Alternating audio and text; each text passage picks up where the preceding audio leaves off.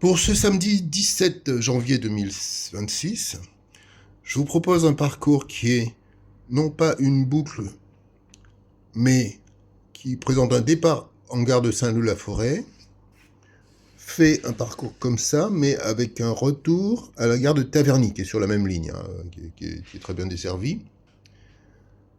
L'intérêt de ce parcours, qui est très facile, hein, c'est qu'il présente déjà pas mal de points d'intérêt pour ceux qui veulent découvrir la forêt de Montmorency. Moi, c'est le parcours que j'avais fait le 22 novembre, quand je l'ai découverte, cette forêt. Et depuis, j'arrête pas d'y retourner. Là, en l'occurrence, c'est la 7e fois. Saint-Leu-la-Forêt, de la gare, on rejoint assez rapidement l'étang Marie, la tour du Plumet, le château de la Chasse. On contourne les étangs du château de la Chasse, on repart vers Faisan-Doré, vers également Sapin Brûlé. Pour la petite histoire, dans cette zone-là, c'est là que j'ai pu filmer toute une famille de sangliers. Hein, ça, c'était le 26, samedi 26 décembre, lors d'une autre rando. Ensuite, on descend vers l'étang Godard. Et de là, ce qui est assez logique, on rejoint la gare de Taverny pour repartir.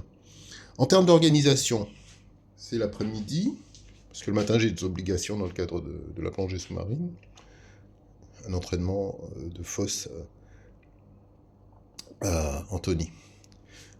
Donc on prend à Gare du Nord le train de 12h26 qui nous amène à 12h53 à Saint-Leu-la-Forêt, ce qui permet de commencer la marche vers 13h.